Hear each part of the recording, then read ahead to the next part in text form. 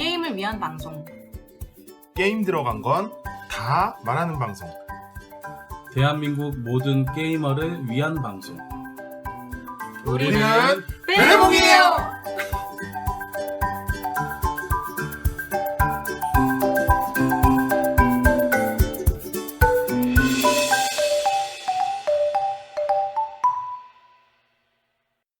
안녕하세요, 베리입니다. 안녕하세요, 레인틀입니다. 안녕하세요, 몽크레입니다. 오늘도 저희 만났네요. 네, 요즘 저희 좀 자주 만나는 것 같지 않아요? 너무 자주 만나요. 저 진짜 다른 네. 생각을 해봤는데 네, 보드게임 할 시간이 없거든요? 없죠. 그런데 녹음이 더 그러니까. 자주 있어요. 그러니까 뭐지? 만나는 횟수는 10번인데 보드게임을 뭐지? 한 번 한다? 약간 이게 이런 지금 느낌? 한 주에 한 번 나가고 있고 굉장히 열심히 나가고 있단 말이에요. 네, 그런데 보드게임 할 시간이 없어요. 네. 그러게요. 커뮤니티 보면 많은 분들이 이렇게 열심히 하셔도 되냐고. 전 열심히 안 해도 돼요. 아, 그쵸. 저희 뭐. 전 열심히 안 해도 돼요. 아, 진짜 예전에 이런 말 있었어요. 방송 녹음 안 했으면 게임을 몇 번을 하는데 막 이런 말도 있었거든요. 다른 데서 얘기하면. 네. 아, 그런 말이 이제 좀 이해가 되기는 해요. 아, 진짜. 근데 저는 미리 예고는 드릴 거예요. 전 바빠질 거예요, 이제 연말. 연말이잖아요? 저도 아마 이제, 아니구나. 이제는 아니겠구나. 모르죠. 저도 뭐 바쁜 시기가 있긴 있는데. 연말이면 대부분 사실 바쁘시잖아요. 저도 연말 연초 바쁘고요. 연말 연초는 사실 대한민국에 있는 대부분의 분들이 한창 바쁜 시기잖아요. 저는 안 바빠요. 저는 12월 달부터 굉장히 프리하기 때문에. 뭐 일적 특성상 저는 네. 바쁠 때 있고 안 바쁠 때 있고 연말 연초 상관없이 바쁠 때 있고 안 바쁠 때 있는데 아마 바빠질 것 같아요. 느낌적인 느낌으로. 그래요. 근데 바빠지면은 어떻게 될지 모르겠어요. 이 녹음이 방송 없어지는 거예요? 없어지지는 않겠지만 제 대신 편집할 누군가가 생기면 괜찮을 수도 있어요. 네. 그래요. 제가 지금 후임자로 몽크리님을 눈여겨보고 있긴 합니다.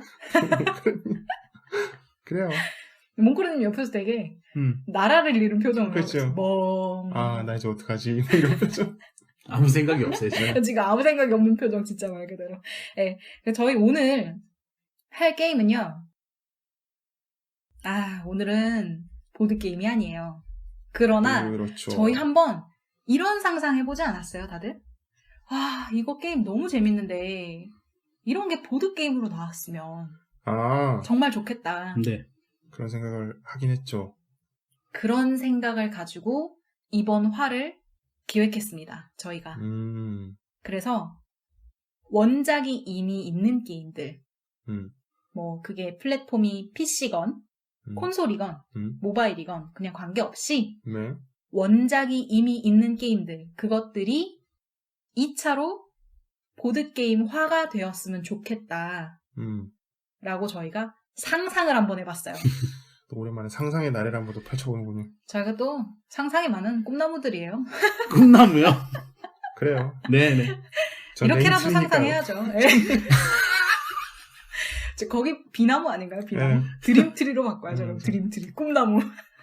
아무튼 웃지 마요. 웃지 그렇게. 마요. 이상하게 웃으니까 이상해잖아. 웃었어. 맞아. 차라리 웃지 말지. 맞아. 아무튼 저희가 기존에 그런 게임들이 있어요.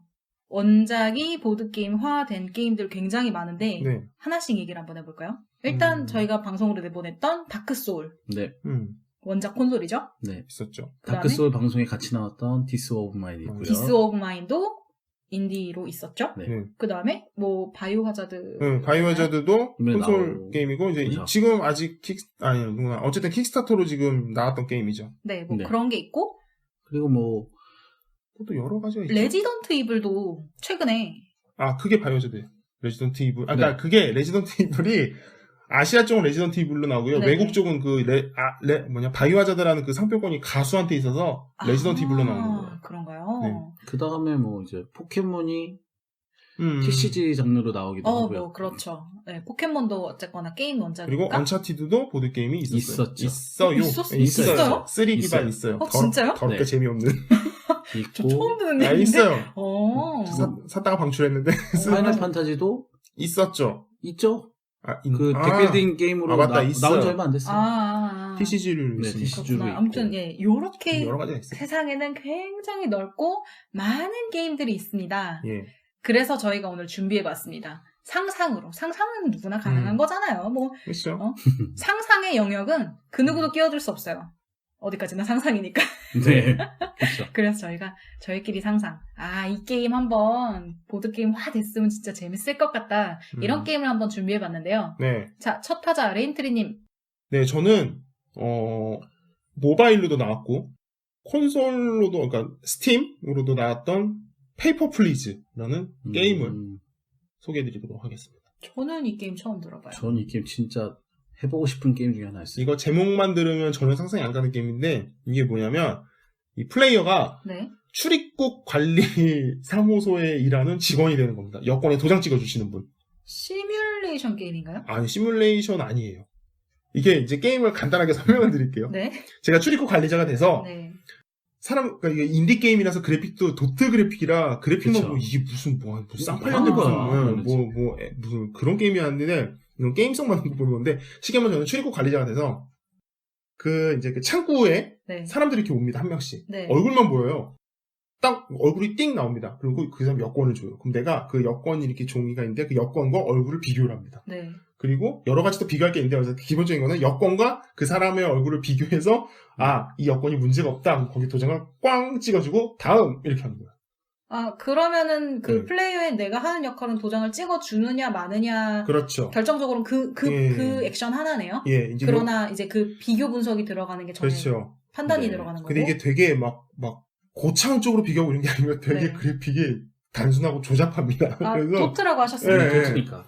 그러다 보니까 여기서 이제 좀 더 깊게 들어가면 이제 플레이어가 하루하루 먹고 사는 이런 공산주의의 그런 그냥 하나의 직원일 뿐이에요. 그래서 네네. 네. 그 하루 도장을 잘못 찍어서 사람을 잘못 보내면 임금이 까여요. 그래서 어머. 하루하루 살아가는 생활비에서 좀 줄어드니까 막 가족도 맞아요. 가족을 하루 일당 벌어서 가족을 먹여 살리는 그런 참 고달픈 그런 삶인데 네. 그래서 되게 웃긴 게 이게 여권이 어떤 여권은 정말 여권처럼 생겼는데 어떤 여권은 도화지에 초등학교 5학년이 크레파스로 그린 듯한 그런 여권을 보여주는 사람도 있어요. 그럼 그건 당연히 안 되죠. 네. 근데 이걸 실수로 보내줬다. 그럼 나중에 게임이 이제 뭐 있어요. 아침부터 저녁 이제 퇴근 시간까지 네. 계속 도장을 찍어요. 그래서 이제 끝나면 결산이 들어가는데 잘못 보낸 사람 하고 마이너스가 까이거든요. 그래서 네, 그래서 이제 되게 맨 처음에 이런 게 있습니다. 자국민만 보내라 이런 이제 큰 대주제가 있고 네. 그 외에 이제 여러 가지 이렇게 이제 보면 이제 외국인들이 막 섞여 그렇죠. 들어가고 네. 섞여 들어가면 이제 국적이 밑에 나오는데 외국인 이렇게 다른 해외 그런 거 있다. 그래서 네. 그럼 이제 패스인데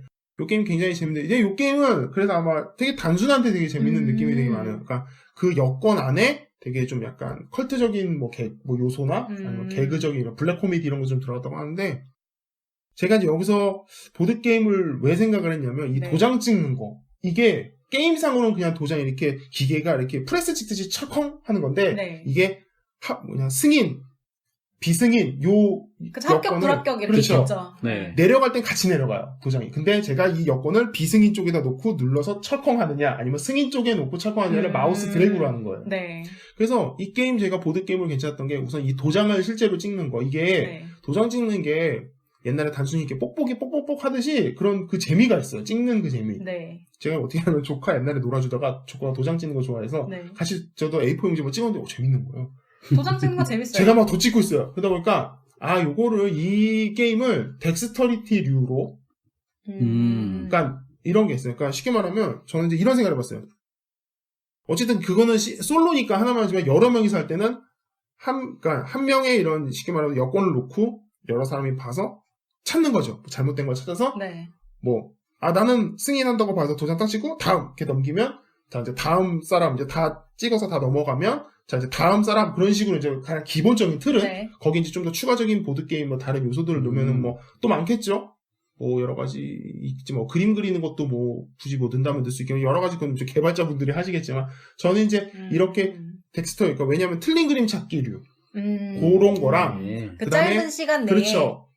네, 한 아니면은 5초 주고 5, 4, 3 그것도 2, 상관없죠. 1 결정해서 바로 철컹해서 무조건 찍든 안 찍든 네, 넘어가면 시간 제한의 요소를 넣어서 모래시계도 넣을 수 있고 네. 그 다음에 텍스터리처럼 도장을 먼저 찍어서 폴디처럼 먼저 찍어 어쨌든 잘못 찍었던 잘 찍었던 먼저 찍어서 먼저 확 이렇게 제출하고 네. 그렇게 해서 1, 2, 3등 정하면 다음 이렇게 해서 나중에 이제 다 모아서 자, 첫 번째 텔레스트레이션처럼 네. 이제 그때는 서로 체크를 하는 거죠. 자, 첫 번째 이 사람인데 뭐 잘못된 점을 찾아보자는데 야, 너 이거 잘못 찍었잖아. 막 이렇게 서로 대화를 하는 그런 재밌는 요소도 나올 수 있고. 하나 만들어 보세요. 네. 약간 협력 게임 마냥 할 수도 예, 있겠네요. 협력 모드를 넣으면 또 할 수 있죠. 다 하나 같이 놓고? 출입국 사무소 열고 네네. 세 명이서 이렇게 같이 보고 야, 네. 아니야. 야, 이건 아니야. 아이, 맞아. 그래서 이렇게. 그 약간 하나비 마냥 뭐 완벽하게 다 점수를 그렇죠. 찍었다 그러면 당신들은 이제 완벽한 출입국 관리 사무소의 직원입니다. 뭐 이렇게 되는 거고 네. 이제 여기서 해고 위험에 그렇죠. 당할 네. 점수군에 있는 사람들. 그러니까 이제 뭐 이렇게.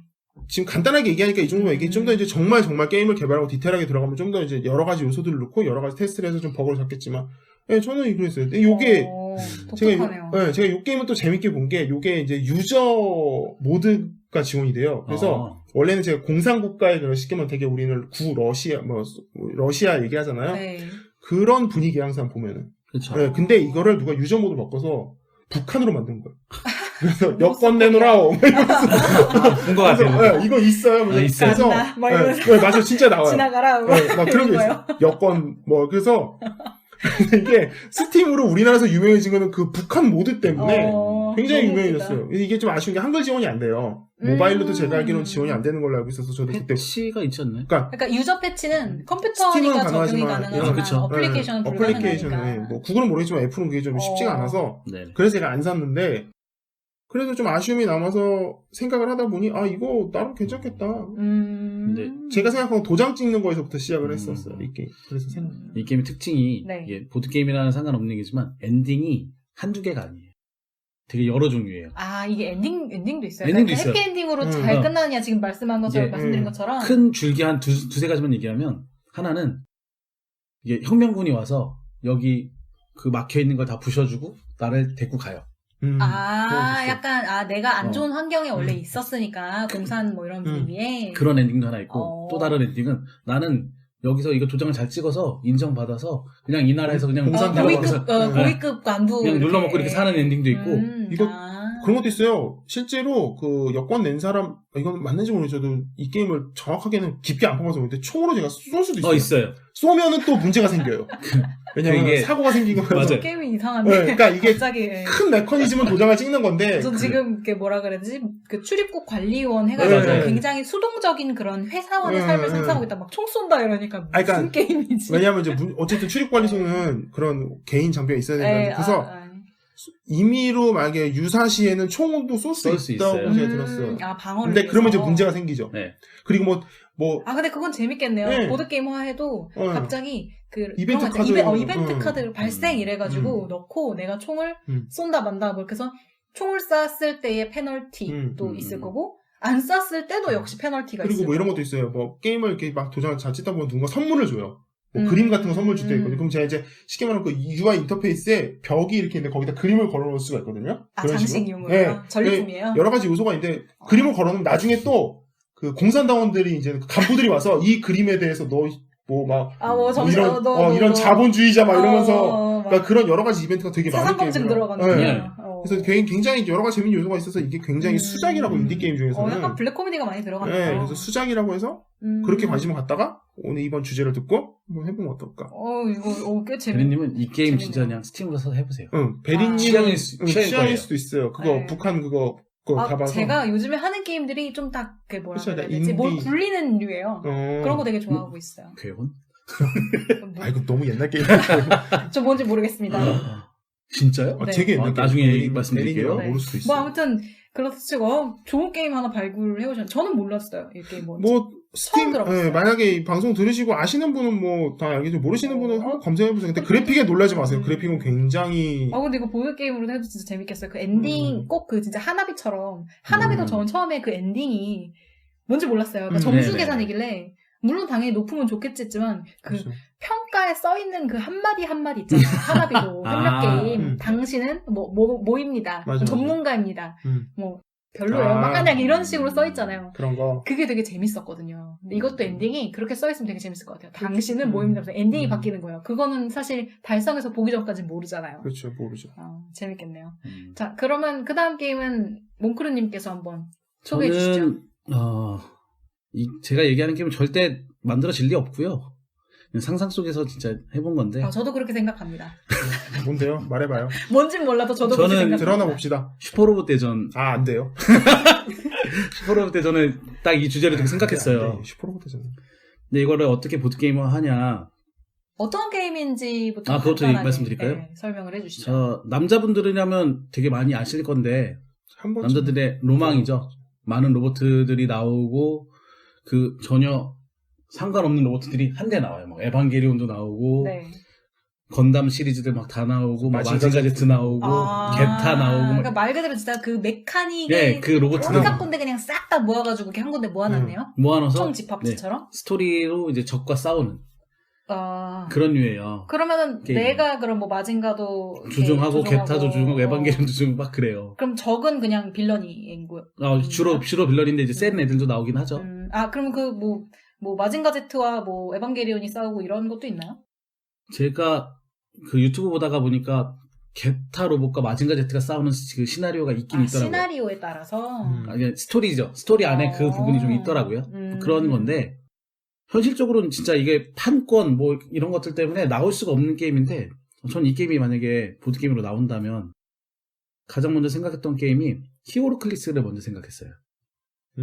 약간 마블 뭐 이런. 네, 쪽이나 마블과 그 DC 쪽 이미 그런 캐릭터들이 거기는 많이 나와 네. 있죠. 그거를 싸움을 붙이는 테마죠. 그게 네. 내가 그러니까 뭐 리테마링을 해서 시스템을 네네. 비슷하게 두고 그쵸. 슈퍼로봇 대전으로 이렇게 네네. 리테마링을 해서 제가 하나 생각한 그런 시리즈로 해서 어. 유저마다 로봇을 내가 원하는 걸 몇 포인트를 줘서 히어로클리스 준비하고 네. 상대도 준비하고 그렇게 싸우는 거. 그게 하나였고요. 두 번째는 그러면 몇 인 게임으로 생각하세요? 최소 2인에서 4인 정도? 4인? 되게 그래. 2대2 편 먹고. 히어로클리스도 4인? 4인도 돼요. 팀전도 되고 그냥 진짜? 개싸움으로 그냥 막 해도 상관은 없어요. 맞아. 그런 게 되죠. 히클도 뭐 인원수로 그래서 1대1대1 이런 것도 돼요. 히클은. 아. 인원수를 안 타요. 그런 건. 어쨌거나 이거의 묘미는 그거네요. 근데 내 내가 로망이 모든 로망이 그쵸. 담긴 그 로봇들을 한데 모아서. 그래서 제가 알기로 이 슈퍼로봇 대전 제가 몽크르님이 이제 사신다고 해가지고 네네. 제가 그래요? 그 매장에 갈 일이 있어가지고 오. 제가 사다 드렸거든요. 아, 물론 이제 그래서? 차후에 돈 받고 있는데 네네.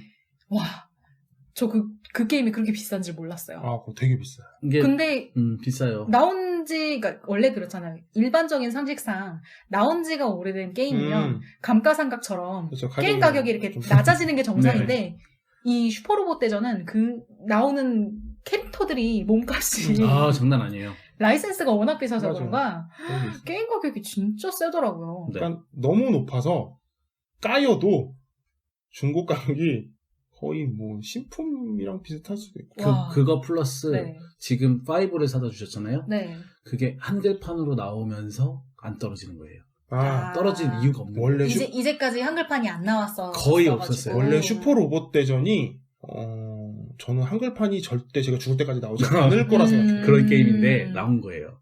심지어 제가 이거 준비하면서 영상 좀 보다가 유튜브 영상 보다가 예전 버전 슈퍼로봇 대전을 한글판으로 준비했던 것들 얘기가 있었는데 네. 안 나온 이유. 거기에 그 시리즈 에반게리온이 나왔는데 얘 몸값이 너무 비싼 거예요. 얘 판권값이 너무 비싸니까. 사실 비싸죠. 에반게리온은 그 명성치와 별개로 네. 엔딩이 너무 똥망이라. 저도 그쵸? 뭐 이렇게 근데 이제 네. 그래서 이 작품, 이 시리즈를 한글판을 해서 우리가 돈을 남겨 먹으려면 한 20만 원에 팔아야 된다. 와. 말이 안 되죠? 누가 사요? 그죠, 누가 안 사요? 사죠. 안 사죠. 정말 매니악한 게임인데 보드게임으로 이게 만약에 나온다면 이런 히어로클리스 같은 장르로 하면 재밌겠다. 제가 진짜 들으면서 너무 웃겼던 게 진짜 남성분들은 메카닉에 대한 그 환상이 어마어마한가 봐요. 그럼요. 어릴 때 그 환상이 장난감을 못해요. 로봇으로 그 갖고 뭐지? 놀았던 세대면 그럼. 더 심한. 레인트리님 예전에 제가 잠깐 언급하셨던 것 같은데 그 뭐죠 볼트론? 그래요. 걔도 메카닉 아니에요? 완전 메카닉. 그거 아마 베리님 태어나기 전부터 있었을걸요? 그 로봇. 아마 볼트. 그쵸? 제가 네. 알기로는 그렇습니다. 아마 그럴 거예요. 왜냐면 그게 80년대 나왔던 거라서. 뭐 80년 초반에 나왔던 걸로 알고 있어요. 80년대 초반이면 뭐 저는 아직 생성도 안 됐어요. 생성이 없네. 생성도 안 됐어요 지금. 어쨌든. 그리고 저희 부모님이 만나지도 않으셨던 때인 것 같아요. 네. 아니면은 저는 그 생각도 한 것 중에 하나는 이거는 이제 던전 앤 드래곤 같은 그런 시리즈, 그러니까 디센트라든지 그런 장르로 해서 원작을 잘 살려서 플레이하는 것도 괜찮겠다. 근데 던전 앤 드래곤도 너무 비싸요. 아, 당연히 비싸죠. 근데 얘가 던전 앤 드래곤처럼 만드는 데다가 그거는 괜찮을 것 같아요. 그러니까 가격을 둘째치고 네. 상상만이니까 그쵸. 피규어는 피규어대로 만들고 메카닉은 메카닉대로 끌어와서 돈 그 뺏게 드림- 해주겠다, 돈 뺏. 아니, 돈백이 뭐예요? 드림팀을 아, 그럼요. 아니 근데 이제- 사실 그 미니어처는 굳이 사실 필요도 없이 사실 깔린 게 미니어처니까 걔네- 걔네들 갖다가 내가 걔네는 원하는 기종으로 갖다 채우면 되잖아요. 팔뚝만 하잖아요. 큰 애들은 팔뚝만 해요. 진짜 이렇게 세우면 멋있긴 한데. 그거요? 로봇 조립해갖고. 실사판 해리포터 그 체스 있죠? 아시죠? 아, 그것 마냥 이렇게 실사형 대형 그거 하나 세워놓고 가라 뭐 이렇게 하는 거 아니에요? 만약에 그거 이게 볼만하겠네요. 너무 멀리 간 거 아니에요, 지금? 자녀가 있는데 아들을 가지고 계신 아버님이나 네. 어머님이면 그 자녀가 눈이 돌아갈 수도 있어요. 요즘 그 저 깜짝 놀랐어요. 장난감 가격이 아유, 뭐 보드게임 저리 가라요? 그래서 가끔 마트를 가잖아요. 그 제가 음. 아는 이제 지인분 이제 건너건너인데 지인분 중에 이제 아이 셋 가지신 아이고. 저기가 있는데 거기가 다 이제 미취학도 있고 취학을 네. 했는데 딱 그 장난감 엄청 좋아하는 때거든요. 그런데 거기서 그 얘기를 들었어요. 얼마 전에 뭐 마트를 가서 장난감을 사달라 그래서 또 한 명만 사줄 순 없잖아요. 그쵸, 다 세 사야죠. 명인데 다 사야 그러면 돼요. 사게 되면 무조건 한 명씩 다 사줘야 되니까. 그래서 맞아요. 다 사줬더니 두당 10만 원씩 나온 거예요. 가능해요. 요즘 나오는 게임들 보면. 아. 요즘 나오는 게임들 보면. 장난감이요? 네. 무슨 게임의 장난감. 변신 로봇을 봤는데. 장난감. 그 예전에 생각했던 변신의 메커니즘이 아니고 진짜로 우리 정말 약간 과장하면 만화에서 이렇게 막 변신하잖아요. 그 과정이 정말 기계. 네, 요즘엔 다 되죠. 장난감이 똑같이 구현돼 있어요. 그러니까 옛날하고 다르게 요즘엔 다 이렇게 똑같이 장난감 세대도 진화를 해가지고 두 분은 잘 모르실 수 있지만 아이 있으시니까. 저는 아이보다는 조카 음. 기준인데 네, 터닝 메카드라고 아시나요? 알아요. 이거 익히 들어가서 알아요. 저는 터닝 메카드가 그놈의 터닝 메카드 진짜 회사 부셔버리고 싶다고 저 그 얘기 되게 네, 많이 들었어요. 맞아요. 지금이야 막 많이 떨어졌지만 한창 비쌀 때 네. 그 못 구했잖아요. 5cm인가? 그 로봇가 달려가다가 카드를 만나면 변신을 네. 그게 막 3만 원씩 팔았어요. 이만한 게. 예전에 누가 이게 뭐 특정 사이트인데 뭐 없으면 만든다는 그 특정 그 커뮤니티에서 네. 이 터닝 메카드 키를 만든 사람이 있어요, 실제로. 3D 프린터 따서. 뭐 그런 분들도 하여튼 있고. 3D 그 프린트 하셔서 뭐 도면 따고 하실 정도의 뭐 저기 여력이면. 근데 어쨌거나 슈퍼로봇 대전은 정말 상상의 영역이네요. 절대 나올 수 없습니다. 생각만 해도 이게 진짜 뭐 미니어처까지 하면 이건 진짜 너무 근데 돈 작게 해주세요. 요만하게 해줘도 되니까. 돈 수십이 뭐요? 작게 이렇게 한 뭐 손 엄지손가락. 네, 그만해도 되는데. 엄지손가락만하게. 한번 나와보면. 그게 딱 드래곤 퀘스트 던전할 정도인가? 엄지손가락이면 그 정도 나와요. 네, 조금 더 그 작을 정도 수도 있지 않을까. 뭐 디센트나 이런 것들은 몬스터들은 크잖아요. 용 크고. 그렇죠. 근데 이거는 캐릭터 정도 사이즈, 네, 영 그냥 사이즈. 적도 요만해도 돼요. 엄지손가락만 해도 돼요. 맞아요. 만들어주세요. 근데 안 나올 거예요.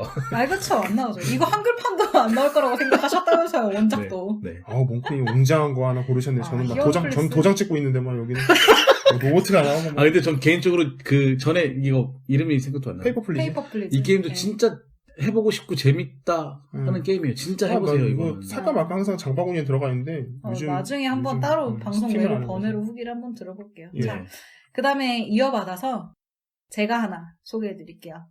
이거는 조금 장르 자체가 취향을 타서 아시는 분들은 아시고 모르시는 분들은 전혀 모르시는 게임일 거예요. 그리고 현재로서는 그러니까 게임 자체도 원작 게임 자체도 정식판이 아직 안 나왔어요. 엄밀히 얘기하면 얼리 액세스. 인 상태, 최근 개발 게임이네요, 중인, 어쨌든. 네, 굉장히 최근 게임인데 이제 그 개발을 오래 하고 있죠. 나온 지는 좀 됐는데 그 얼리 액세스 기간을 한 뭐 1년 넘게, 한 2년 가까이 이렇게 오래 거치고 있는 게임인데요. 일단 장르는 생존이에요. 생존 플러스 뭐 시뮬레이션, 건설 뭐 이런 게 총망라된 게임인데요. 서브나우티카라는 게임입니다. 그러니까 이게 영문으로 있고 한글도 지원을 하지 않아서 유저 패치로만 한글이 있어요. 그래갖고 부르는 명칭이 뭐 서브노티카, 서브나우티카 이렇게 많이 부르시는데 이게 엄밀히 얘기하면 서브노티카에 가까워요. 서브노티카 뭐 이렇게 발음에 가까운데 이건 영문 명칭이라 그렇고 어떤 게임이냐면요. 이게 저는 처음에 그러니까 생존 게임들은 사실 굉장히 많아요. 보드 게임에서도 보면 뭐 디스 오브 마인이란다. 디스 오브 마인도 생존 게임이긴 한데 가장 대표적으로는 뭐 데드 오브 윈터, 로빈슨 이런 게 다 생존 게임이잖아요. 네. 생존 전략이죠. 이것도 똑같아요. 생존 전략 게임이에요. 그런데 이거는 제가 처음에 이렇게 눈이 갔던 게 그런 생존 게임들은 사실 콘솔이나 뭐 스팀 이런 데도 세고 셌어요. 그런데 이게 유달리 제가 보였던 이유는 그 테마 때문에. 테마가 너무 독특했거든요. SF 테마예요. SF예요 이게? SF예요. 왜냐면 외계 행성에 우주 비행을 하다가 그 뭐 비행선이 어떻게 잘못돼가지고 격추가 됐던가 뭐 이렇게 잘못돼가지고 외계 행성에 떨어져요. 근데 외계 행성에 떨어지는데 그 떨어지는 데가 망망대해인 거야 말하자면. 그래가지고 네네. 그 이제 떨어진 사람이 거기서 그 뭐 다른 우주원 이제 그 같이 탔던 우주선에 탐사 뭐 이런 거 탔던 같은 선원들도 있겠죠. 근데 그 선원들도 다 없어요. 일단은 다 뿔뿔이 헤어져가지고 떨어졌는데 그 뭐라 해야 되지 이제 해적이지를 만들기 시작을 해요. 그 최소한의 구명 그런 장치나 이게 그 아이템을 가지고 시작을 합니다. 네. 마션 같네요, 마션. 네, 약간 그래요. 그래가지고 거기서 막 해저에다가 진짜 나중에는 해적이지를 막 건설을 해요. 그래서 우리가 상상하던 그 해적이지 있죠, 막 네. 잠수함이나 잠수정 같이 이렇게 막 해서 만드는데 나중에는 이 캐릭터가 뭘 하냐면 근처 바다 근해 이제 자기가 떨어진 근처부터 시작을 해서 저 멀리 심해까지 탐사를 막 나가요. 근데 이제 바닷속이니까 당연히 숨을 쉴 수가 없잖아요. 네. 나중에는 이제 막 산소통도 차야 되고. 해저 탐험. 진짜 해저 탐험이에요. 진짜 해저 탐험이에요. 그래서 그래요? 제가 그 생각했던 게 이걸 보드 게임 하면 생존 게임을 되게 재밌겠다. 그러면서 약간 데드 오브 윈터처럼 밖에 나가서 그 포인트별로 있는 거죠. 여기는 약간 얕고 위험 지역이 별로 없고 먹을 거나 뭐 이런 게 좀 구하기가 쉬운 그러나 약간 만들기 어려운 구조물이라던가 그런 것들은 없는 그렇죠. 네, 그런 파편들은 없는 근해 그리고 이제 당연히 위험도가 하이 리스크 하이 리턴이니까 그렇죠. 위험도가 높이 갈수록 이제 해저 막 이런 데 다 가면은 더 진귀한 것들이 있는 거죠. 그래갖고 이게 생존 게임으로 카드랑 만들면 되게 재밌겠다는데 이 게임이 재밌는 점은 그렇게 해서 해적이지를 만드는 해적이지뿐만 아니라 내가 타고 다닐 수 있는 나중에 잠수정도 파편을 막 모으면은 잠수정 설계도가 막 모이면서 그걸 만들 수가 있어요. 재료를 모으면. 그리고 막 뭐 조그맣게 타고 다니는 그 뭐죠? 잠수정은 잠수정인데 조그마한 잠수정과 큰 잠수정이 있어요. 근데 큰 거는 진짜 내가 막 기지 하나 기지급 마냥 끌고 다니는 잠수정이고 조그마한 거는 진짜 탐사용으로 볼볼볼볼 거리면서 돌아다니는 거고 내가 막 해저에서 이렇게 그 움직이는 이렇게 막 집게로 찍고 막 그래요. 이런 그런 애들 네. 있잖아요. 그런 것도 입을 수 있어. 갑옷 한 비슷하게. 명 간신히 네, 탈 수 한 명 있는. 타가지고 하는 그런 것도 있고 막 이래요. 근데 이거 동영상 보니까 네. 무슨 외계인이 이거 외계 행성이잖아요. 외계인이 있고. 외계인이 있어요. 아니 이게 근데 해저에 상황이 있어요. 해저에. 짤인데 이게 자기가 뭘 타고 가다가 네. 뒤를 봤는데 갑자기 입 뭐가 벌리고 뭐가 막 쫓아오죠. 네, 쫓아온 것도 아니고 진짜 바로 뒤에 이렇게 있던데 이러면 잠수정에 타고 있어도 죽어요? 그게 데미지가 센 거죠. 그러니까 그 보스들이 있어요. 아, 보스들이 거기 해저에 있어요? 보스급 애들이 나 있어요. 뭔지 알 것 같아, 이 게임. 본 것 같아요. 딱 지금, 몽크님 얘기한 거 듣고, 그거 생각보다 분위기 되게 무섭던데? 그거 저는 해저- 몰랐거든요. 나중에 보니까 약간 그 테마에 호러가 껴있더라고요. 호러 테마. 그 게임 왜냐면 호러인 줄 알았어요. 그러니까 그렇잖아요. 이 게임 테마가 제가 마음에 들었던 이유는 그 우리 동남아시아 앞바다 네. 이렇게 나가면 마리아나 해군? 굉장히 아름답고 네. 막 산호에 막 형형색색의 물고기들이 이렇게 예뻐 보이잖아요. 네. 그러나 실질적으로 바다는 그렇지 않다가 모티브예요. 그러니까 얕은 바다는 여기서도 진짜 예뻐요. 막 정말 컬러풀하고 그랬던 것 같아요. 네, 영상 찾아보시면 정말 예쁘고 많은데 이제 점점 심해로 갈수록 빛도 안 들어오고 막 어두침침하고 뭐 이제 수압 때문에도 이제 그렇죠. 좋은 장비 차야 되고 그리고 심해로 가면 갈수록 우리가 알 수 없는 세계가 있다 그러잖아요. 거기도 그래요. 레이드 보스 레이드 보스요? 레이드 보스예요. 네. 그럼 걔랑 싸워요? 네. 싸우겠죠. 싸워요. 싸울 수도 있어요. 선택에 의해서. 근데 나중에 심심하면 이제 사람들이 이제 컨텐츠가 바닥 나면 뭐 하겠어요. 레이드 뛰겠죠. 걔네 잡으면 엄청 와우네. 좋은 거 주나 보네요. 치겠죠. 와우네. 그래서 하는데, 이게 음. 재밌을 것 같은 거예요. 협동으로. 너는 그네를 가. 나는 장비를 좀 더 좀 위험한 곳으로 협동 가볼게. 게임. 예, 협동으로. 협동으로 돼요? 1인 풀. 이거는 멀티플레이가 지원이 안 돼요. 그래서 사람들이 현재 얘기하는 거 얼리 액세스니까, 개발 단계니까 현재 말하는 거는 정말 멀티플레이가 지원이 되면 너무너무 좋을 것 같다. 그런데 현재까지는 아직 엔딩도 나오지 않은 게임이긴 해요. 개발 단계이기 때문에. 근데 이게 이 게임은 볼륨 크겠다. 만들면. 약간 로빈슨처럼 만들면 된다고 음. 생각해요. 저는 엄밀히 맞아요. 얘기하면. 시나리오. 로빈슨도 그렇고 데오윈도 그렇고 시나리오잖아요. 그쵸. 이것도 처음에는 뭐 산소통을 만들어 보자. 아니면 뭐 몇 날 며칠 동안 음식과 식수를 구해서 생존해 보자. 그렇게 라운드 개념으로 짜서 시나리오를 만들고, 뭐 어떤 거는 그 시모스라 그래가지고 그 조그만한 잠수정. 뭐 그거를 찾으러 가보자. 이런 식으로 그거를 개발하는 게 있을 수 있고, 거기 또 섬도 있어요. 그 인게임 내에. 그 섬도 탐험을 하면 외계 행성의 유산들이 막 있거든요. 이건 진짜 막말로 로빈슨처럼 진짜 시나리오 해갖고. 네, 되게 재밌어. 식으로 쭉 이어나가면. 너무 재밌을 것 같은 거예요. 닥소울과는 다르게 가지고 있는 장비를 그대로 테마도 가지고. 너무 좋고. 가지고 있는 장비를 그대로 가지고 다음 시나리오로 연결되면 굉장히 재밌을 것 같네요. 네, 만약에 그런 거죠. 뭐 예를 들어 3번 시나리오, 그래서 시모스를 그렇게 잠수정을 했어요. 그럼 4번 시나리오 때 연계를 해서 그 아이템 시모스를 가지고 더 깊은 곳을 탐사를 하러 간다. 뭐 이런 것도 있고, 외계 섬은 지상이라서 산소통은 필요가 없어요. 그렇죠. 대신에 뭐가 있을지는 모르고 그 지상에 있는 것들 씨앗 같은 걸 가져오면 심을 수가 있어요. 네? 어디다가요? 내 기지 안에. 기지 안에 이렇게 텃밭을 만들 수가 있어요. 마션이네. 마션. 감자 심어야겠네요.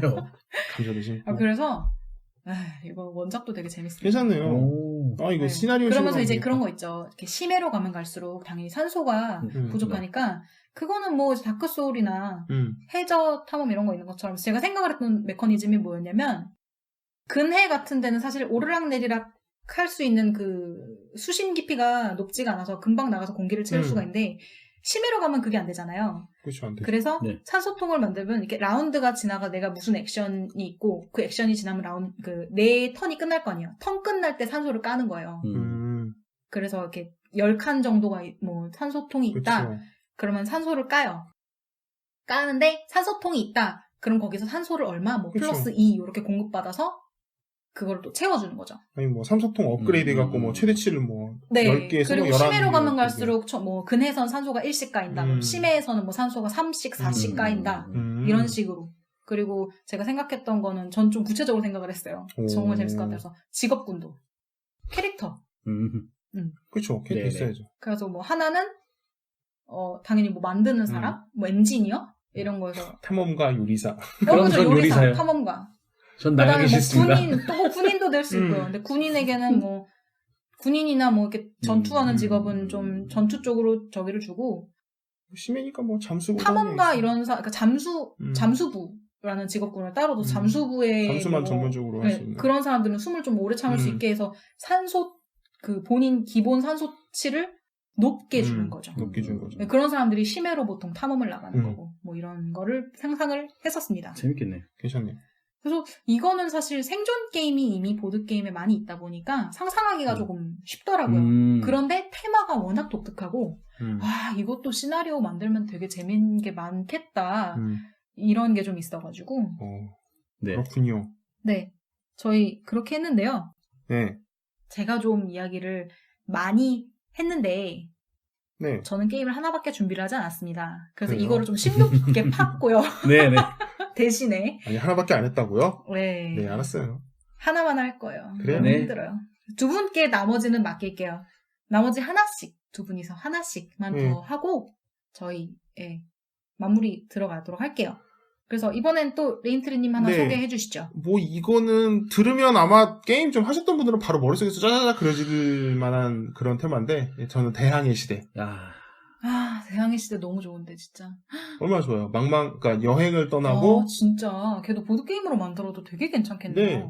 특히 시세 조절하고. 네, 출발할 때 가지고 온 상품을 뭐 다른 데다 팔면은 뭐 돈 받고. 와, 얘야말로 그러고 보니까 보드판부터 시작해서 되게 구현하기 쉬운 게임 중에 하나네요. 이게요, 사실 대항해 시대 2는 거의 보드게임이라고 봐도 상관이 없는 게, 이게 맞아요. 칸처럼 띵띵띵띵 움직이거든요, 맞아요. 배가. 맞아요. 예, 그랬었어. 나중에 이제 가면 갈수록 정말 이렇게 항해하는 느낌 나게 정말 항해하게 만들고, 느끼죠. 뭐 키 조절도 하고 그러는데. 뭐 포르투갈 가서 이렇게 막. 네.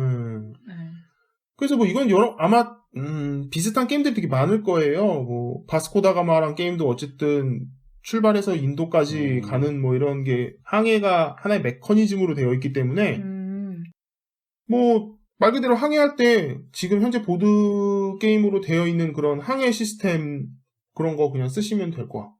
그 다음에, 이거 듣고 네비가도르 네. 이름이 생각이 네비가도르도 좀 생각이 났어요. 뭐 그냥 굉장히 쉽게 하면은 빌리지에 있는 그 항해 그런 시스템 넣어도 되고. 의외로 항해나 그런 뭐랄까 뭘 갖다가 무역선에 싣고 가서 판다. 그런 류가 되게 많아요. 네, 테마는 굉장히 많아요. 검은 함대도 그런 테마예요. 그렇죠. 그리고 딱 잘라 얘기해서 그거요. 푸에르토리코. 그러네요. 보드판 같은 경우에는 되게 유럽에서 딱 인도까지만 잘라놓고, 네. 뭐 막말로 실제 대항해 시대처럼 확장 넣어서 옆에 아시아 좀 추가하고, 뭐 오스트레일리아, 아메리카 뭐 넣어도 되고요. 확장은 그만해주세요. 저는 한 게임에 인게임에 넣어서 나오길 원해요. 그러니까요, 이제 정말 정말 좀 디테일하게 들어갈 거면 그렇게 해도 되고, 아니면 정말 크게 볼 거면 아예 그냥 세계지도 놓고, 전 세계지도도 땅땅 세계지도도 괜찮다고 봐요. 아예 볼륨을 크게 잡아서. 3D 에이지스 막 요런 애들급 볼륨으로 잡아서 그래요. 전 세계지도 펼쳐놓고 맵은 사이드만하게 하고요. 네, 그렇죠. 그렇게 해놓고 자원은 좀 종류가 많겠죠 대신. 그리고 대항시대가 사실은 아시아권에 이렇게 뭐라 그러지 포진되어 있다기보다는 유럽권 네, 쪽에 주로 대항시대 지중해 그 시대 역사적 자체가 유럽의 기준이라서. 네, 그래가지고 거기 보면 포르투갈, 스페인 뭐 막 돌아다니잖아요. 그렇죠. 뭐 그거 괜찮을 것 같아요. 원래 처음 시작할 때 국적을 선택을 하잖아요. 네, 맞아요. 스타팅 포인트를 그거를 약간 테라포밍 마르스 그 기업 주듯이 포르투갈 할 사람, 스페인 그렇죠. 할 사람 따로따로 하는 거죠. 그래서 스타팅 포인트가 안 겹치게. 스타팅 포인트 따로따로 하는 것도 괜찮을 것 그리고 같아요. 그 나라에서 시작하는 사람은 어느 정도 무슨 메리트가 그 국적의 메리트가 뭐가 뭐 있고. 해전이 뭐 강하던가 이거 가능해요. 아니면 이거. 어떤 물품을 뭐 판매를 하는데 인도에서 시작했다 그러면 뭐 향신료를 판매를 하는데 좀 더 추가 포인트가 있다던가 그렇죠. 아니면 그걸 납품을 받는데 좀 싸게 받는다던가 이런 식으로 재밌을 것 같네요. 뭐 교역 메커니즘 들어갈 수 있고 항해 메커니즘 들어갈 수 있고 전투 메커니즘 들어갈 수 있고 탐험 메커니즘 넣을 수 있고요. 네. 탐험도 맞아요. 네, 탐험은 그냥 굉장히 쉽게 하면 이벤트 카드 그러니까 탐험 카드 하나 뒤집어서 내가 뭐 전투력이랑 탐험력 뭐 그다음에 뭐 언어력, 뭐, 교역력, 뭐, 이런 것들 다 포함해서, 뭐, 수치가 뭐, 안 되면, 뭐, 주사위를 굴리든지 아니면 뭐, 다른 아이템을 써서 하든지, 어쨌든, 그렇게 간단하게는 그렇게 할 수 있죠. 그냥, 카드 하나 넘겨서, 그 카드에 맞게 탐험해서, 만약에 성공했다. 그러면은, 뭐, 다크소울처럼 뭐, 1레벨짜리 아이템, 2레벨짜리 아이템, 3레벨짜리 아이템 중에, 여기는 1레벨인다고 1레벨 뒤집어서, 뭐, 무슨, 왕관을 얻었다. 그래서 이걸 나중에 팔아도 되고. 저는 그것도 괜찮을 것 같아요. 제가 이름이 기억이 안 나는데, 게임을 시작할 때 보드판을 처음에 타일 같은 걸로 뒤집어 놓고 단계 지역 마냥 해놓고 하면서 거기를 도착을 하면 뒤집고 네, 그 타일을 뒤집으면서 거기에 뭐가 있는지 발견되는 그런 식이 아니었나? 비슷하죠. 근데 몽코리님이랑 저랑 옛날에 교구 배울 때 했던 게임 중에 그런 게 하나가 있었어요. 그게 약간 무슨 꽃밭이랑 뭐 씨앗 이런 거 하는 어떤 그런 게임이었는데 이름은 모르겠어요. 이름이 기억이 안 나요. 저도 지금. 탐험을 그런 식으로. 네, 근데 탐험을 아예 그렇게 할 거면 이제 스타팅 포인트는 어차피 유럽이니까 유럽은 다 몰려 있잖아요. 그러니까 거기 빼고는 섬 뭐 이런 데는 다 그런 타일을 뒤집어 놓는 걸로 동전 타일을 하든 거기 보상은 뭐 어떤 이벤트가 나타나는 거는 그런 걸로 해놓고. 거기를 내가 노드 지점을 이렇게 해서 갔을 때 뒤집어진다. 아니면 탐험? 막 이런 식으로 해도 괜찮을 것 같네요. 그래서 이 대항시대가 워낙 그 게임도 잘 구현해놨고 여러 가지 요소들이 많이 들어가 있어서 이거 보드게임화 시키면 근데 이제 여러 요소를 넣을 거면 정말 볼륨이 커지겠죠, 게임이. 네네. 근데 간단하게 항해? 뭐 그냥 탐험? 뭐 딱 요 정도 해전? 딱 요 세 개만 넣으면은 뭐 그냥 일반 뭐 그냥. 딱 진짜 사이드 생각이 나네요. 응. 지나가다가 마주치면 해전하고. 그러니까 그 다음에? 육지에서 하는 사이드가 아닌 이제 바다에서 하는 사이드가 나오겠죠. 네, 바다에서 막 돌아다니다가 내가 여기서 먼저 물품 사갖고 실어가지고 먼저 도착을 해서 판매를 하면 약간 검은 함대 네, 느낌도 좀 검은 날 남대 거고요. 느낌 좀 있고요. 뭐 회전 메커니즘도 막말로 디테일하게 들어가면 뭐 여러 가지 있겠죠. 뭐 방향까지 적용해서 할 수 있지만. 대항해 시대라는 거를 탈을 쓰면 재밌을 것 같긴 하네요. 네, 전부터 생각 많이 했는데 이게 이제 뭐 대항해 시대한 그런 뭐랄까 로열티도 뭐 어쨌든 지불을 해야 되니까. 슈로데만 하겠어요. 슈로데만은 못하지만 이 슈로데가 짱이죠. 코에이 게임도 은근히 코에이도 세서 못했어요. 맞아요. 어쨌든 뭐 대항해 시대라는 이름은 어쨌든 그게 그냥 뭐 상표라기보다는 약간 시대적인 그런 네, 그쵸. 그거는 사실 명칭이라 브랜드 명칭이라고 할 수가 없죠. 그쵸. 뭐 어쨌든 비슷한 테마로 해도 되지 음. 않을까 싶어서 저는 그렇게 생각을 해봤습니다. 네. 그러면 다음 게임 뭐 네. 이제 마지막 게임이 되겠죠. 몽크루님이 마지막으로 소개 하나 저는 해주세요. 제 추억 보증이기도 한데 창세기전 시리즈 거기서도 창세기전 2요. 창세기전. 소맥. 예. 소프트맥스라는 게임 회사 이름입니다. 술이 아니고요. 맞아요. 이거야 맞아요. 갑자기. 소맥 뭐지? 이게 소맥에서 나온 게 막 이렇게 얘기를 하면 가끔 헷갈리거든요. 그쵸, 그쵸. 심지어 네. 소프트맥스도 그냥 소맥이라고 부르고. 그러니까 네, 그나마 술도 요즘에 소맥이라고 소프트맥스가 뭐 이런 모바일도 나오고 소프트맥스가 맞나? 모바일 맞아요. 손놀인가? 어쨌든 사명 명칭 네, 변경은 한때 했는데 소프트맥스가 거의 뭐 언급이 아예 안 됐던 때 소맥이라고 말하면 다 수인 줄 알았어. 정말 진짜 국내에서 최고였는데. 정말 안타까운 게임 회사 중에 하나예요. 그러니까 그쵸. 국내에 어떻게 보면 게임의 시대를 열었다. 콘솔 게임, 라고 PC 콘솔. 정말 있잖아요. 국내에서 거장 아닌 거장. 맞아요. 그러니까 우리나라 그러니까 이름 있는 사람. 예를 들어 그죠. 중국에 비교하면 텐센트급으로 성장할 수 있었던 회사 중에 하나였다고 봐요. 국내 인지도만으로. 그러니까 맞아요. 중국의 텐센트 파급력처럼 그 명성치를 잘 이어와서 잘 했다면 그렇게 할 수 있었던 게임 회사 중에 하나라고 판단이 서는데 뭐 지금에 와서는 어쩔 수 없게 됐죠. 정말 시간의 흐름인 것 같아요. 정말 사람 이름 모르고 맞아. 그렇게 명성이 자자했던 게임 회사였는데. 아니 PC에서 콘솔까지 진출했었던 회사거든요. 실제로 콘솔 게임도 있어요. 창세기 전에. 맞아요. 네, 있어요. 그런 회사가 없었죠. 그때는 콘솔까지 진입할 수 있었던. 없었죠. 하나도. 뭐 어쩔 수 없죠. 네, 아무튼 창세기전 어떤 게임인지 간단하게 소개를 해주시죠. 저희가 무슨 회사고 무슨 게임을 냈길래 대체 이렇게 막 다들 얘기를 하나. 근데 제 또래 이게 30대 이상 분들은 창세기전은 웬만하면 다 아실 거예요. 들어도 봤어요. 들어는 봤어요. 최소 들어는 보셨을 거고 시리즈도 워낙 많아서. 지금도 사실은 뭐 막 거하게 말아먹긴 했지만 나오긴 나왔으니까요. 최근에도. 그래서 이 게임도 이제 롤플레잉 게임이죠. 캐릭터를 레벨업 시키고 그런 캐릭터들로 이제 시나리오를 깨 나가는 그런 게임인데 제가 창세기전 거기서도 2를 뽑은 이유 중에 하나는 네. 창세기전을 2를 해보셨던 분들은 아시겠지만 기술을 쓰려면은 마법을 쓰려면은 네. 퍼즐을 맞추듯이 그거를 조합해서 마법이 나가는 시스템이 있었어요. 그거를 하나 누르면 나가는 건 그냥 캐릭터들이 가지고 있는 기술이라면 기본 기술. 네. 마법사들이 쓰는 기술들은 캐릭터를 기준으로 하나, 둘, 셋, 넷, 6가지의 문양이 총 3번 나와요. 네. 그래서 그거 3번을 요렇게 누르면 예를 들어 그러니까 문양이 뭐 이렇게 그 시계 방향대로 뭐 1번부터 8번 네, 이거는 불마법인데 불마법 뭐다. 이거는 불마법이 1번이다. 네네 그런 식으로. 얼음 마법은 3번이다. 이런 식으로 쭉 뭐 이렇게 쭉 6개인가가 있어요. 네. 그거를 어떻게 누르냐에 따라서 나가는 마법이 달랐어요. 그러니까 그걸 조합하는 거네요? 근데 그러니까 이게 1번, 3번 이렇게 네네. 누르면은 뭐 그쵸. 새로운 조합해서 뭔가 나가는 새로운 게 맞는데 마법이. 그게 이제 저희가 이제 창세기전 2를 할 때는 그게 있었어요. 네. 요렇게 누르면 이거 나가요. 이게 그런 커맨드가 있었어요. 113 눌러라. 네네. 뭐 123 눌러라. 잡지에 이렇게 나와 있었어요. 저희 세대도 그 시대에 공략집 그때 당시엔 공략집 같은 게 있었죠. 때이기 때문에 지금도 제가 알기로는 있어요? 책들이 나와요. 하나 나요. 게이머스. 네, 게이머스가 하나 나와요. 다 없어지고. 음. 근데 이제 그런 공략들이 있었는데 그걸 이제 귀하게 구해서 복사하고 봤었죠.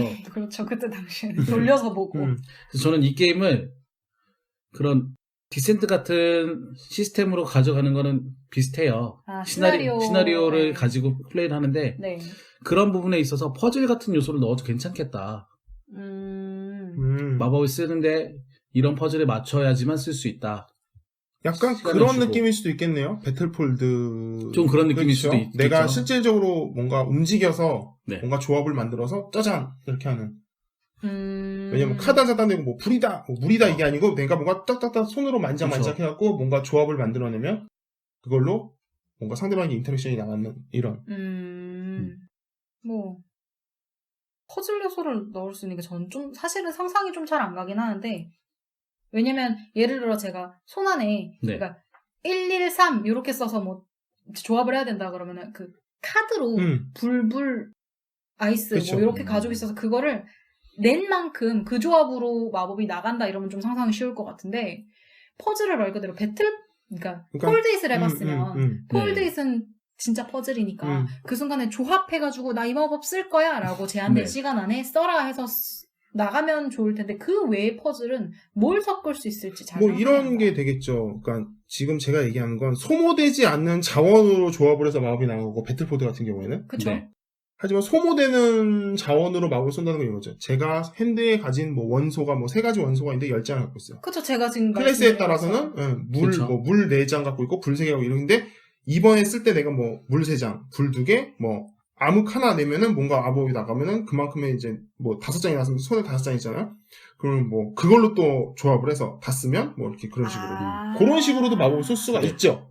소모되는 자원. 그러니까 소모되는 자원을 미리 결정을 하고 이 안에서 되는 만큼 이렇게 글자 알파벳 놀이 하듯이. 네네. 뭐 그런 것도 가는 거고 지금 생각난 건데 라보카 아시죠? 네네네. 라보카 보면 몇 분 안에 맞추면 몇 점. 그게 정해져 있어요. 그럼 몇 분 안에 맞추면은 데미지 마법. 아니요. 데미지를 얼마 준다. 데미지 센 정도를 빨리 맞추면 세게 주고 늦게 맞추면 야 이거 못하는 사람은 열이 많으시겠죠. 그러니까 퍼즐이잖아요. 그러니까 퍼즐이죠. 근데 대신 머리로 하는 퍼즐 말고 그 순발력으로 하는 퍼즐. 그런 걸로 선빵 필승. 세게 그러니까 빠르게 때리면 빠르게 때릴수록 그렇죠. 더 세게 명존세 뭐 이런 거. 이건 뭐 저희가 상상으로 하는 얘기니까 그냥 그냥 소소한 재미를 위해서 이런 걸 넣어도 재밌겠다 하는 생각은 있었어요. 내가 잘하는 사람 완전 완전 그거잖아요. 못하는 사람들 그냥. 그리고 이제 창세기전의 장점은 시나리오도 많고 탄탄하잖아요. 네. 그 서풍의 광시곡 그 시리즈 뭐 그 이외에 몇몇 시리즈들도 괜찮은 게임들이 꽤 많았거든요. 솔직히 지금 와서 다시 구해서 해볼 수 있다면 그래서 한 번쯤은 해보고 싶어요. 지금 그 소프트맥스 회사가 이제 저물었잖아요. 네네. 저물었는데 추억 보정이 들어가도 사실은 상관이 없는데 그 창세기전 1, 2, 3 이렇게 즐겼던 분들은 아이고 소프트맥스야 니네가 그것만 사실 우려먹었어도 우리가 충분히 다 사줬을 텐데 잘 좀 굴려보지 그랬느냐. 우려먹어서 낸 것도 망했어요. 그러니까요. 그거를 잘못 우렸다는 얘기죠. 네, 우렸는데 이렇게 잘 우려서 향긋하게 이렇게 커피처럼 잘 먹을 수 있었던 게 아니라 이제 이게 막 씁쓸한 맛만 나고 막 이상한 냄새 나고 그 구리구리하게 우렸던 거죠. 아쉽죠. 그게 좀 많이 아쉬운 게임인데 그렇게 해도 재밌겠네요. 그러니까 창세기전에 사실은 명성치가 정말 높아졌던 것 중에 하나는 게임성도 게임성이지만 스토리. 맞아요. 탄탄한 스토리. 맞아요. 그 스토리에 감복한 좋았죠. 사람들이 사람들이 정말 많았거든요.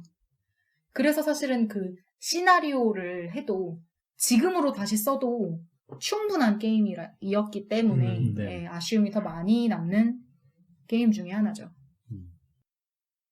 자, 그렇게 해서 저희 오늘 한 5가지 게임을 얘기를 해봤는데요. 와, 이거 뭐 보드게임도 아닌데 이렇게 얘기하냐 그랬는데 전 상상만으로 굉장히 즐거웠습니다. 그래요, 이런 게 다 보드게임이 된다면 정말 좋을 것 같은데 슈로데는 필고 감히 구입할 수 있을 만한 사람이 없다니까요. 야, 디럭스 나오면 장난 아니겠다. 무슨 디럭스. 진짜 100만 원 돈 쓰고 싶으세요? 굿백 나오겠다. 정말 한 10년 모아서 살게요. 할부 10년. 진짜. 아무튼 저희 오늘 이렇게 저희끼리 진짜 뭐 애도 아닌데 애처럼 이렇게 상상하면서 놀아봤네요. 전 재밌었어요. 되게 재밌었는데 전. 네. 저도요. 의외로 저는 사실 괜찮을 것 같지 않아? 라고 해서 기획은 해봤는데 이렇게 여러 얘기를 나눠보니까 더 좋았거든요. 그러니까 우리 보드게이머들 이렇게 그냥 모여서 얘기할 때 이런 얘기들도 아마 한 번쯤은 나왔을 거예요. 야, 이거 보드게임에 나왔으면 재밌을 텐데 하면서 네. 상상했던 게임들 네. 있었죠. 지금 뭐 그렇게 한 번씩은 나왔던 게임을 한 번 나왔던 주제를 그냥 이렇게 방송에서 푸는 것도 네. 저는 괜찮다고 봅니다. 그런데 사실 각자 게임에 알고 있는 범위가 다르니까 네. 저는 그게 모여서 더 재밌는 것 같아요. 그러니까 저희가 보드 게임으로 따지면 취향들이 비슷비슷하게 겹치는 게 많잖아요. 네, 그러니까 네. 바닥이 조금 좁으니까. 맞아. 그런데 이 뭐 콘솔 게임이나 컴퓨터 게임 이런 쪽으로 가면 저희 베레몽 3명이서 취향이 다 달라요. 좀 정말 다르죠. 극명하게 네. 달라요, 다. 네, 맞아요. 그러다 보니까 좀 오히려 신기해요. 이번 화가 더 풍성하고 재밌을 수 있었던 것 같아요, 저는. 네. 오히려 다양해서 더 좋았어요. 아무튼 네, 저희 즐겁게 얘기 나눠봤고요. 다음번에는 보드게임 얘기로 네. 돌아오도록 하겠습니다. 네. 네. 아직 무슨 게임이 될지 모르겠지만. 네, 저희 아직 무슨 게임이 될진 모르겠지만. 아직 정하지만 않았다 뿐이지 뭐 지금 목록은 예, 많이 후보군은 많이 있죠. 저희는 항상 많죠. 예, 뭐 너무 많아서 뭘 해야 될지 네, 모르겠어요. 뭐부터 할까 뭐 이러기 때문에. 네. 아무튼 네, 오늘 정말 즐거웠고요. 저희 그럼 다음 시간에 뵙겠습니다. 안녕히 계세요. 안녕히 계세요. 안녕.